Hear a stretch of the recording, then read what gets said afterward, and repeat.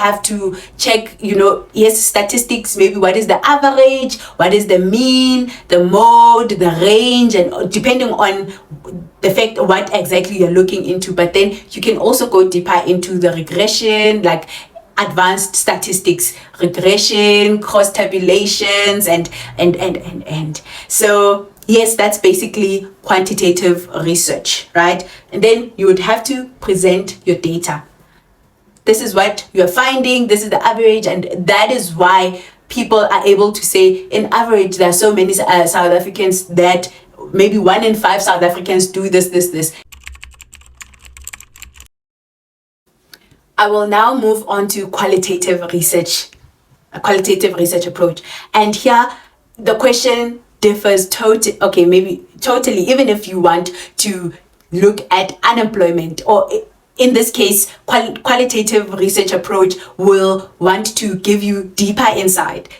Quantitative has given you the numbers, the numericals on how and on what, who, when, maybe, right? And then the qualitative side gives you insight into the experience, the deeper insight, why, so yeah, and this is how it would generally work.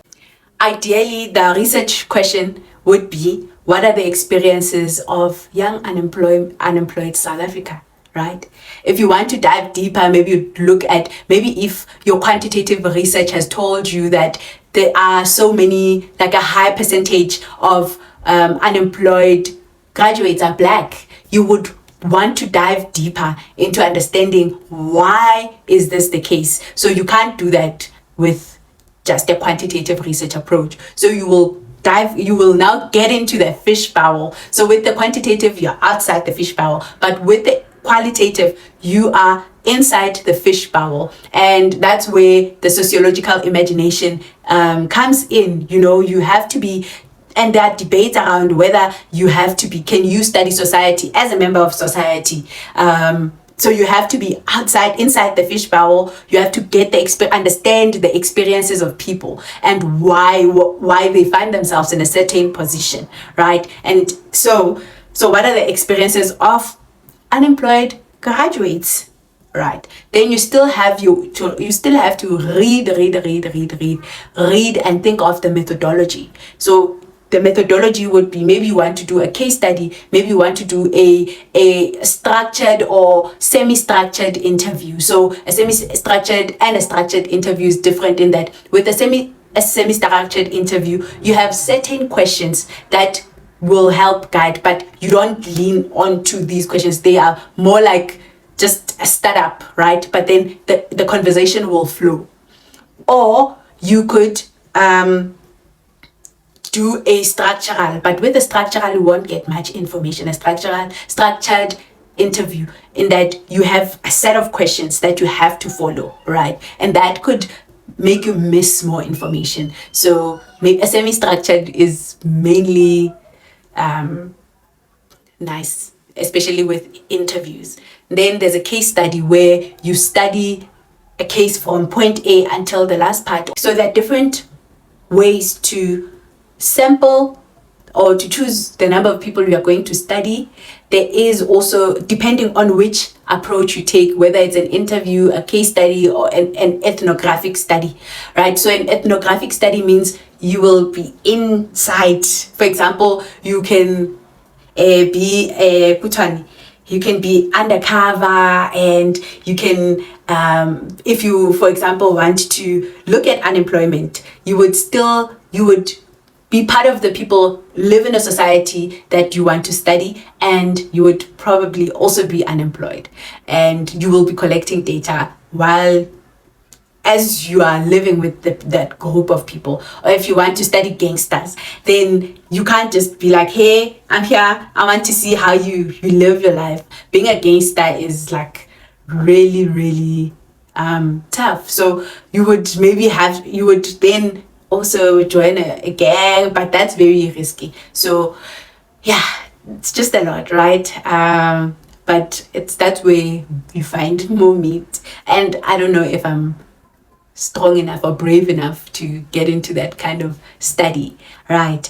And so then you would also having sampled, maybe you look at a group of people or a categorized group to understand, for example, maybe by race or the society, the Khoi group and how they live and all of that, right? You would need to look at a qualitative research. That would be a qualitative research approach.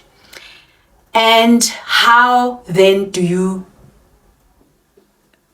analyze that, right? There are, most of the time as a researcher, you would take notes, you would go through your notes, or if you were recording in an interview, you would have to translate maybe and transcribe, read up or listen up on what the participants have said. And so you would have to take notes, debrief, look at what is coming up. So you have to keep going back to the free text or your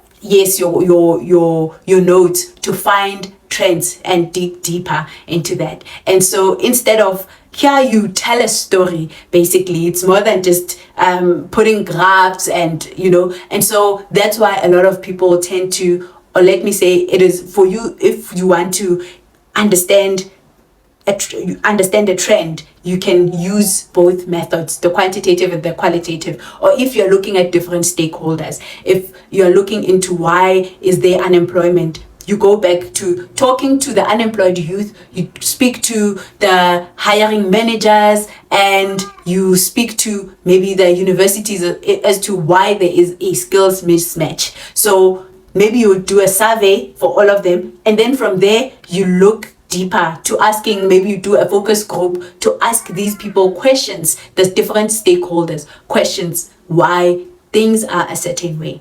And then there's just another one that I mentioned last week, community participatory research approach or method. This one, it means when you get into a society or a group, you don't just come there to collect data, right? You will look into, like, you're studying society and developing that society. I would also like to mention that there are different ways to study society, quantitatively or qualitatively. And it's not always that we study society primarily, like we do a primary research, take on primary research. So there is secondary and primary research. So primary research is if I go into the field and study or conduct my own research. But there's also secondary research where I take on what has already been done and then I study that. For example, you can use census findings to go deeper, maybe to look at trends over the years, or you can go into the Home Affairs database to look at the number of children born that have been born in the country for the past 10 years and the trends and all of that, right? So that is secondary research. But primary research means I start research and finish it.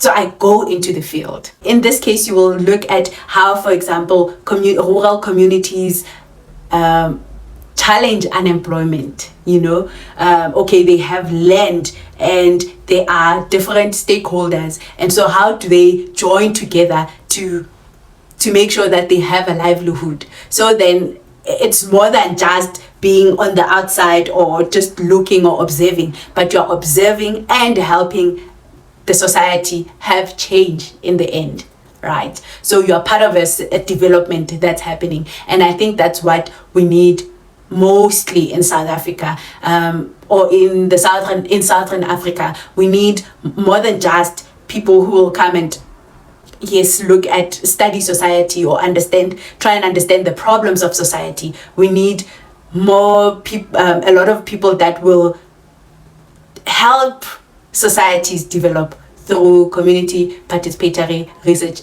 methods. So your take home then is, what do you want to explore, right? So what you want to explore shapes how you're going to study society. So even though there's macro and micro sociology, there is quantitative and qualitative research approaches. And so your question guides on how you're going to, what is the best method you have to approach or you have to take on. And so I hope this has helped you understand maybe how we study society. All right.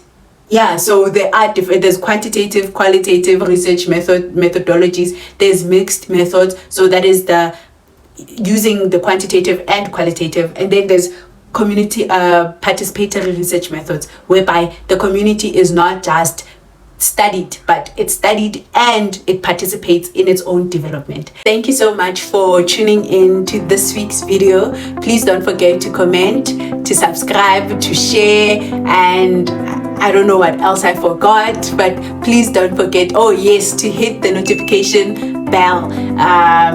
Yes, thank you so much for taking part. Please let me know what else would you like to know about your society. In the coming video, we will be talking, we'll take a short quiz to see if you understand what sociology is. And then from there, we are diving into the real stuff. Thank you so much. I will see you again next week. Bye.